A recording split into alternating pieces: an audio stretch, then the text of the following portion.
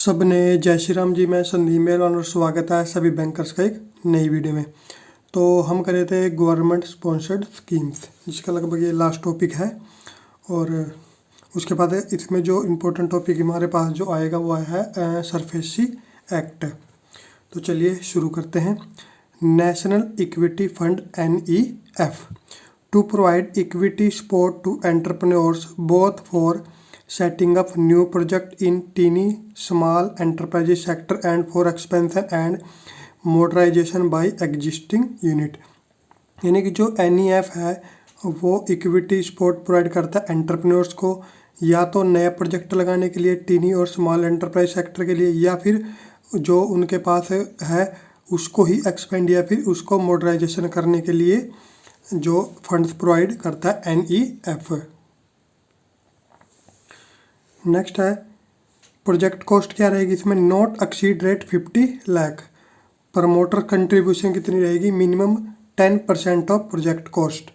Nature of assistance, equity type assistance in the form of soft loan, यानी कि soft loan के रूप में जो असिस्टेंस प्रोवाइड की जाएगी। अमाउंट रहेगा 25% ऑफ प्रोजेक्ट कॉस्ट और रेट 10 लाख पर प्रोजेक्ट विच एवरेज लोअर, या तो प्रोजेक्ट कॉस्ट का 25% या फिर 10 लाख जो भी मिनिमम हो। Interest service charge at rate 1% per annum to be retained by bank. 1% service charge तो बैंक के द्वारा लिया जाएगा और interest at 6% would be recovered by SIDBI। Next repayment period कितना रहेगा, 7 years including moratorium up to 3 years. Security क्या रहेगी देखिए इसमें, no security including collateral is to be instituted upon for the soft loan. उसके बाद मिसलेनियस में देखिए हमारे पास कुछ और छोटे छोटे टॉपिक हैं जो पता होनी चाहिए, जिनमें से कई बार आ भी जाता है। कंपोजिट लोन देखिए क्या होता है, to small enterprises under priority sector up to 1 crore. यानी कि जो कंपोजिट लोन है वो स्मॉल एंटरप्राइजेस को दिया जाता है, प्रायोरिटी सेक्टर के अंडर 1 करोड़ तक की इसकी लिमिट है। नो प्रोसेसिंग और inspection fee, service charge, penal interest in priority sector advance up to rate 25,000, above rate 25,000 description of the bank, यानी कि 25,000 से ऊपर ये बैंक के ऊपर निर्भर करेगा। बिजनेस कॉरस्पोंडेंट्स क्या होता है देखिए, the banker and correspondent relation is that of principal and agent.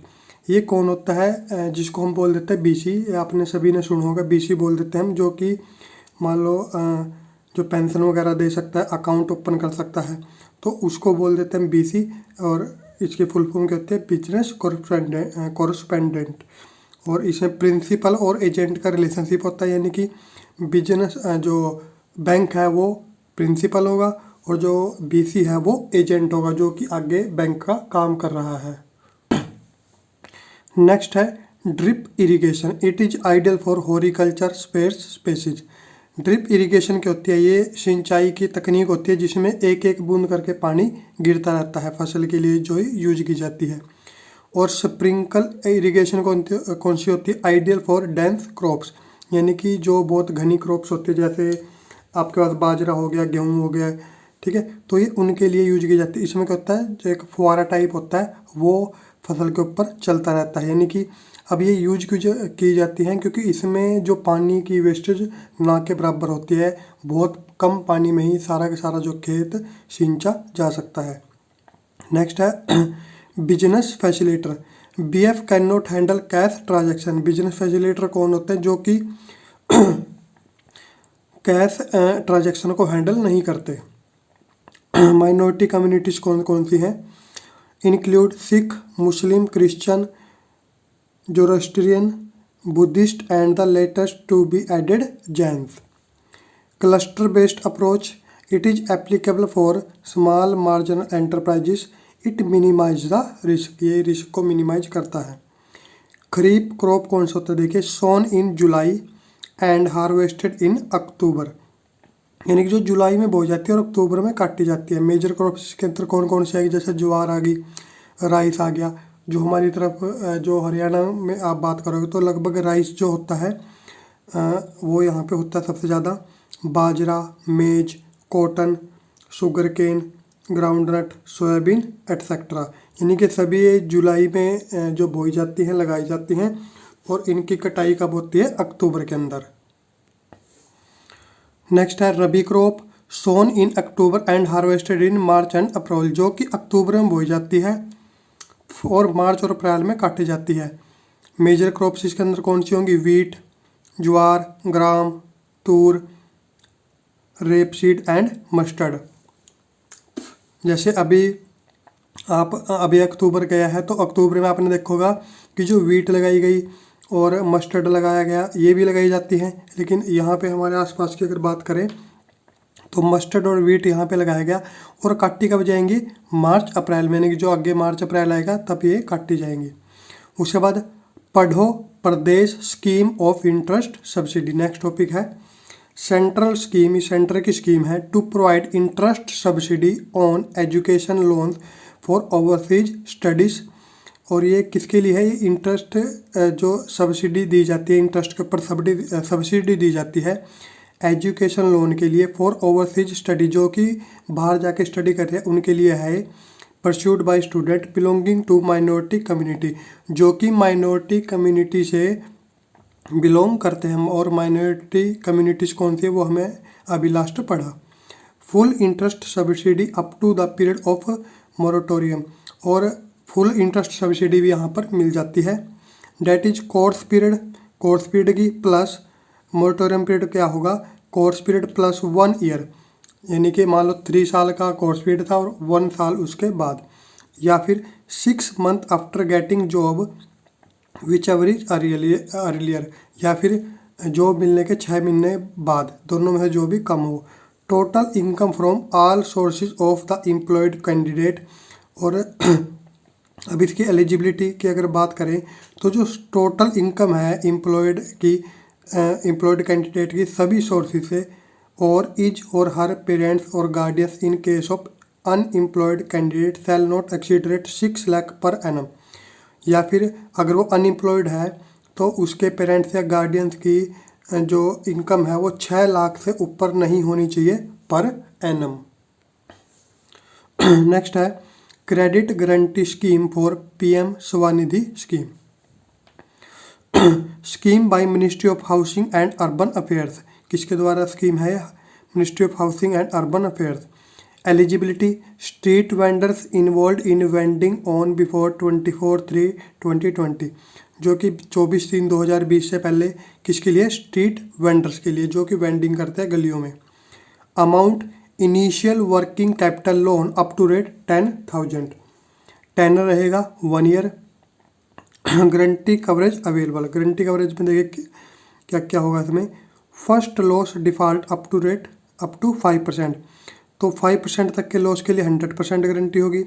Second loss default up to 5%, beyond 5% up to 15%, यानी कि 5% से 15% के लिए 75% गारंटी अवेलेबल होगी।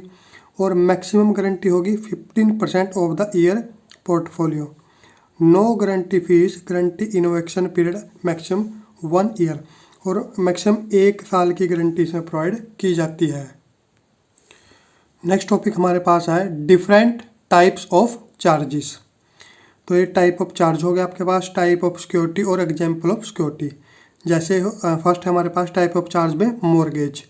तो इसमें कौन सी सिक्योरिटी आती है? इमूवेबल सिक्योरिटी, यानी कि जिनको हम मूव नहीं कर सकते। जैसे कि एग्जाम्पल इसका है land, building, machinery embedded to earth, यानी कि वो मशीनरी जो कि अर्थ के साथ जुड़ी हुई हो। प्लेज ये होता है मूवेबल एसेट्स के लिए, और इसमें कौन कौन सा आएगा? RM आ गया, शेयर्स एंड स्टॉक्स आ गए, गोल्ड और ज्वेलरी आ गई। उसके बाद हाइपोथिकेशन, ये भी मूवेबल एसेट्स के लिए होगा। इसमें क्या आ जाएगा? जैसे RM मोटर व्हीकल, जैसे कार वगैरह हो गई, बाइक वगैरह हो गई, और स्टैंडिंग क्रॉप्स। उसके बाद अब क्रॉप्स जो है वो मूवेबल एसेट्स में कहते हैं, क्योंकि कोई भी क्रॉप है वो हार्वेस्ट तो होगी, कटेगी तो है, तो यानी कि उसको मूव किया जा सकता है। नेक्स्ट है lien securities which are already in possession of the creditor, यानी कि जो लीन है वो किस पे लगाया जाता है, उन सिक्योरिटीज़ के ऊपर जो कि पहले से ही क्रेडिटर के पास है, यानी कि जिसने लोन दिया, मान लो बैंक ने या किसी अदर फाइनेंस कंपनी ने लोन दिया है, तो जो चीज़ उनके पास पहले से ही है उसके ऊपर लीन लगाया जाता है। एग्जाम्पल इसमें क्या रहेगा, goods and securities except actionable claims and money. Assignment actionable claims के ऊपर एग्जाम्पल रहेगा इसका LIC पॉलिसीज, बुक डेब्ट्स या फिर FDR। नेक्स्ट टॉपिक हमारे पास आता है चार्ज ऑन सिक्योरिटीज। तो फर्स्ट है इसमें मीनिंग, हाइपोथिकेशन, प्लेज और मॉर्गेज, 3 चीज़ों के बारे में हम पढ़ेंगे। तो हाइपोथिकेशन का मीनिंग क्या होता है, देखिए, it is an extended concept of pledge, यानी कि जो प्लेज होता है उसका ही एक्सटेंडेड कॉन्सेप्ट है। It is a charge on movable securities, movable security के ऊपर ये चार्ज होता है जो हमने अभी पढ़ा। With debtor having the possession of the same, और जिसका पोजेशन किसके पास होता है, डेबिटर के पास होता है, यानी कि जिसने मान लो लोन लिया है। Pledge bailment of goods as security for securing payment of डेब्ट एंड इंटरेस्ट। तो ये भी वैसे ही है बेलमेंट। अब ये हमने जब रिलेशन के बारे में हमने पढ़ा था, कस्टमर और बैंक के रिलेशन के बारे में, तब हमने ये सारी चीज़ें पढ़ी थी। बेनिफिशियरी हो गया और प्रिंसिपल एजेंट हो गया और बेल हो गया, बेलर हो गया, तो ये सारी चीज़ें हमने वहाँ पे पढ़ी थी। तो इसमें क्या क्या, बेलमेंट ऑफ गुड्स, यानी कि जिस तरीके से हाइपोथिकेशन लिया जाता है, पोजेशन लिया जाता है, ये वही होता है कि पोजेशन लिया होगा गुड्स एंड सिक्योरिटी का, किसके लिए, ताकि जो पेमेंट है वो सिक्योर की जा सके, यानी कि जो मान लो लोन है वो सिक्योर किया जा सके। Under section 172 of contract act, कौन से सेक्शन में है ये, 172 ऑफ कॉन्ट्रैक्ट एक्ट के। मॉर्गेज क्या होगा, देखिए, transfer of interest in some specific immovable property for securing existing और ए फ्यूचर डेब्ट, और ये कौन से सेक्शन में, 58 of transfer property act TPA। Legal statute, इसमें देखिए क्या होगा, यानी कि लीगली ये कहाँ पे डिफाइन किए गए हैं, defined in section 2N of SARFAESI act. SARFAESI act भी बहुत ज़्यादा इंपॉर्टेंट टॉपिक है जो कि हम नेक्स्ट पढ़ेंगे। और प्लेज कहाँ पे डिफाइन किया गया, इंडियन कॉन्ट्रैक्ट एक्ट और mortgage transfer of property act. Applicable movable goods पे होता है हाइपोथिकेशन, प्लेज कहाँ पे होगा, ये भी मूवेबल पर होगा, और मॉर्गेज कहाँ पे होगा, इमूवेबल प्रॉपर्टी, जैसे हाउस लोन पे लग जाता है। पोजेशन विद द बोरवर, यानी कि बोरवर के पास पोजेशन होगा, इसमें बैंक के पास होगा और इसमें होगा डेब्टर के पास, यानी कि मान लो हाउस है तो हाउस रहेगा किसके पास, रहेगा तो वो डेब्टर के पास जिसने लोन लिया है। पोजेशन किसके पास होगा, उसका डेब्टर के पास। नेक्स्ट है टाइप्स ऑफ एसेट्स कवर्ड, कौन कौन से एसेट्स कवर्ड होंगे, stocks, vehicles, plant and machinery, standing crops. और प्लेज में शेयर्स, KVP, NSC, मटेरियल्स और other goods not embedded to earth, यानी कि और भी मशीनरी वगैरह जो इंक्लूड होगी इसमें, लेकिन वो अर्थ के साथ एम्बेडेड नहीं होनी चाहिए। क्यों, क्योंकि ये मूवेबल प्रॉपर्टी पे, मूवेबल एसेट्स पे अप्लाई होता है। और इसमें हमारे पास आ जाएगा land and BLD, plant and machinery embedded to earth. उसके बाद हमारे पास है rights of bank to sell, कि बैंक के पास उसको सेल करने का राइट होगा या नहीं होगा। Can convert the hypothecation into pledge, यानी कि ये पहले हाइपोथिकेशन को प्लेज में कन्वर्ट करेगा। और प्लेज में क्या रहेगा, can sell after giving a notice, यानी कि नोटिस देने के बाद सेल किया जा सकता है अगर रिकवरी नहीं हो पाती। और इसमें क्या रहेगा, मॉर्गेज में कैन सेल, इसको सेल कर सकते हैं। नेचर ऑफ चार्ज क्या रहेगा, फ्लोटिंग और इक्विटेबल, इसमें फिक्स्ड रहेगा प्लेज में, और मॉर्गेज में भी फिक्स्ड रहेगा। तो उसके बाद नेक्स्ट टॉपिक हमारे पास जो कि बहुत ज़्यादा इंपॉर्टेंट टॉपिक है, सरफेसी एक्ट। इसकी PDF भी आपको जो हमारा टेलीग्राम ग्रुप है वहाँ पे आपको इसकी PDF मिल जाएगी। Repayment of above rate 1 lakh will be covered by the provision of this act, यानी कि अगर 1 लाख से ऊपर की पेमेंट है जो कवर की जानी है तो उसका लिए इस एक्ट का यूज किया जाता है, जिसकी प्रोविज़न इस एक्ट में दी गई है कि किस तरीके से वो जो रीपेमेंट होगी। Bank after giving 60 days demand notice, यानी कि पहले बैंक को 60 दिन का डिमांड नोटिस देना पड़ेगा। इन राइटिंग रिटर्न में can take the possession of the assets, कि वो पोजेशन लेगा। उसके बाद if the borrower makes an objection, और अगर जो बोरोवर है वो कोई ऑब्जेक्शन उसके ऊपर कर देता है, the bank to give the reply within 15 days, तो उसके बाद बैंक को 15 दिन के अंदर उसका रिप्लाई देना होगा। उसके बाद नेक्स्ट क्या करना है देखिए, पब्लिकेशन इन 2 न्यूज़पेपर्स, यानी कि 2 न्यूज़पेपर के अंदर पब्लिकेशन जो कि दी जाएगी, यानी कि उसके अंदर ऐड दी जाएगी। 1 रीजनल एंड 1 नेशनल, यानी कि जो वहाँ का रीजनल जो अखबार होगा, जो कि आप देखते हैं कि एक तो नेशनल हो गया, मान लो जैसे पंजाब केसरी होगा, दैनिक भास्कर होगा, और दूसरा होगा रीजनल, यानी कि जो वहाँ पे जो आसपास के एरिया में जो बांटा जाता हो, और ट्वाइस ये 2 बार दी जाएगी। That is first time within 7 days after taking possession, पहला जो पब्लिकेशन किया जाएगा वो किया जाएगा पोजेशन लेने के 7 दिन के अंदर, और दूसरा and second time 30 days sale notice, और दूसरा दिया जाएगा कि 30 दिन के अंदर इसकी सेल होने वाली है। उसके बाद the possession notice is to be published within 7 days from the date of taking possession, और जो पोजेशन नोटिस है वो पब्लिश किया जाएगा 7 दिन के अंदर पोजेशन लेने के बाद।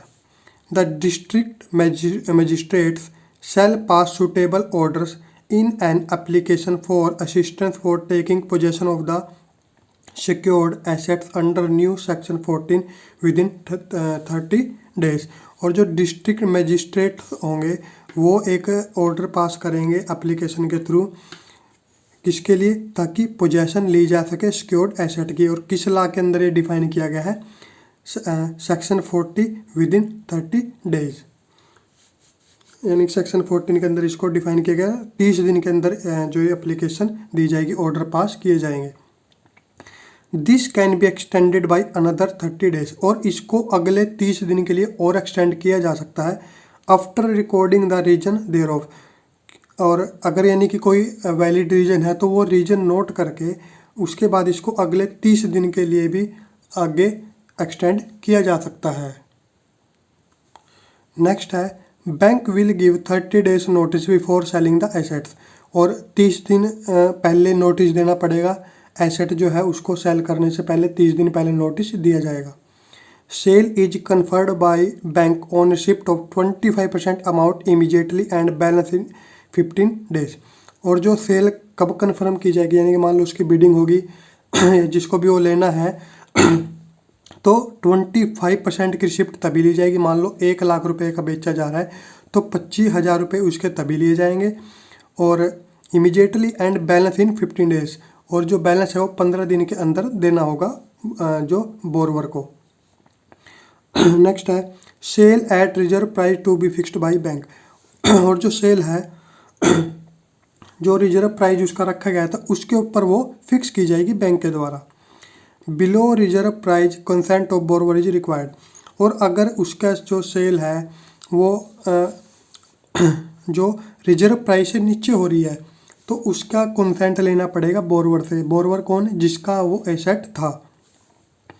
Where the sale of an immovable property, जब एक इमूवेबल प्रॉपर्टी की सेल होगी for which a reserve price has been specified, जिसके लिए कि एक रिजर्व प्राइस स्पेसिफाइड किया गया है, has been postponed for want of a bid of an amount not less than such reserve price, और उसमें उसको पोस्टपोन्ड भी किया जा सकता है अगर मान लो उसकी वो बिड नहीं मिल पा रही है जो रिजर्व प्राइस रखा गया, तो उसलिए उसको पोस्टपोन्ड भी किया जा सकता है।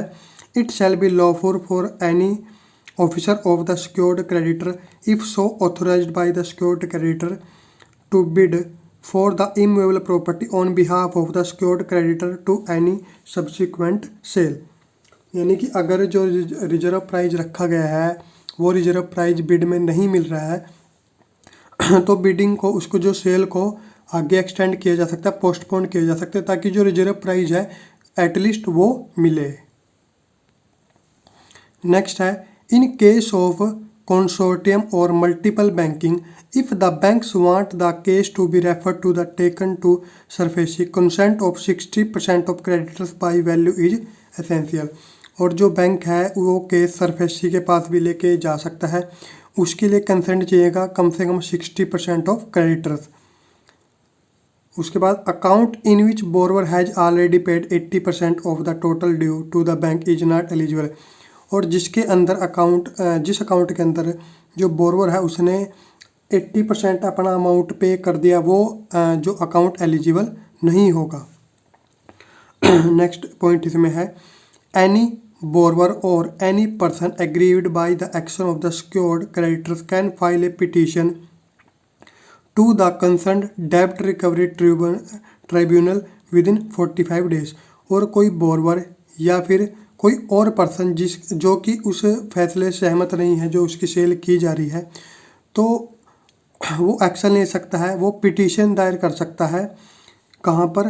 डेब्ट रिकवरी ट्राइब्यूनल में 45 डेज के अंदर। यानी कि अगर जो एसेट सेल किया जा रहा है कोई उससे खुश नहीं है, यानी कि उससे सहमत नहीं है, तो वो पिटीशन फाइल कर सकता है डेब्ट रिकवरी ट्राइब्यूनल में 45 डेज के अंदर। DRT यानी कि डेब्ट recovery tribunal would have to dispose of cases within 60 days. और जो DRT है उसको 60 दिन के अंदर वो केस निपटाना होगा। Of any application being filed before it by borrowers whose assets are taken possession of by lenders. यानी कि 60 दिन के अंदर उसको जो केस है वो निपटाना होगा। उसके बाद ही आगे की प्रोसेस जो पोजेशन की है या सेल की है वो हो पाएगी। If the DRT fails to take a decision within 4 month. लेकिन अगर 4 महीने के बाद भी वो उसका कोई फैसला नहीं ले पाते, यानी कि क्या फैसला सुनाना है, DRT डिसीजन नहीं ले पाता, द बैंक और the borrower can prefer an appeal to DRAT। तो जो बैंक है या फिर जो बोरवर है वो अपील कर सकता है DRAT में, यानी कि डेब्ट रिकवरी अपीलेंट ट्राइब्यूनल। ठीक है, इसमें सिर्फ ए आ जाएगा, इसमें ए नहीं था, ए का मतलब हो जाएगा अपीलेंट। नेक्स्ट पॉइंट इसमें आएगा both bank and the borrower can appeal to DRAT against decision of DRT within 30 days.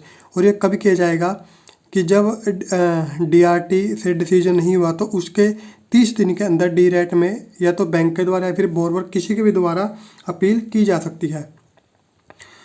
To ensure that such appeal provision is not abused to delay or defeat the proceeding for recovery। और ये ensure करने के लिए कि जो मान लो पहले DRT में अप्लाई किया, वहाँ से कोई डिसीजन नहीं हुआ, उसके बाद DRAT में कर दिया। अब ऐसा भी हो सकता है कि ये सिर्फ इसलिए किया जा रहा हो ताकि जो एसेट की सेल ना हो। तो इससे बचने के लिए appeal provision is not abused, यानी कि जो अपील वो इसलिए ना की जा रही हो कि सिर्फ डिले किया जा सके। तो इससे बचने के लिए क्या किया जाएगा? A provision has been made requiring the defaulting borrower to deposit 50% of the amount claimed with the DRT before filing an appeal to the DRAT against order of the DRT। यानी कि जो बोरवर है उसको 50% अमाउंट डिपॉजिट करना पड़ेगा DRAT के पास। कौन सा अमाउंट? जो कि DRT ने जो डिसीजन दिया था उसका 50% अमाउंट DRAT को डिपॉजिट करना पड़ेगा। उसके बाद ही वो जो आगे पिटीशन लगा सकते हैं। The DRAT has been given the powers to lower the upfront payment. और जो DRAT है उसके पास ये पावर है कि जो 50% बोला गया उसको वो कम भी कर सकता है।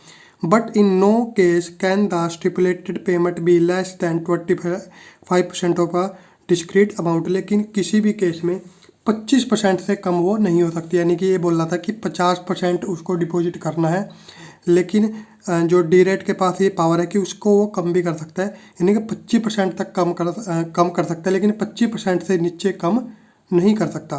तो ये था हमारे पास सरफेसी एक्ट। ये टॉपिक अभी और भी लंबा है, तो नेक्स्ट वीडियो में इसके जो कुछ अमेंडमेंट है, जो इम्पोर्टेंट अमेंडमेंट्स है वो हम पढ़ेंगे। और इसकी PDF भी आपको जो टेलीग्राम ग्रुप में मिल जाएगी। और कल ही आपके पास मॉक टेस्ट भी आ जाएगा नया। और साथ में बहुत जल्द 1-2 दिन के अंदर या नेक्स्ट वीक के स्टार्टिंग में आपके पास जो 1 लाइनर भी हम लेके आएंगे, जिससे कि आपकी जो प्रिपरेशन है वो जल्दी से हो सके। तो इस वीडियो में इतना ही, मिलेंगे नेक्स्ट वीडियो में, तब तक के लिए सबको जय श्री राम।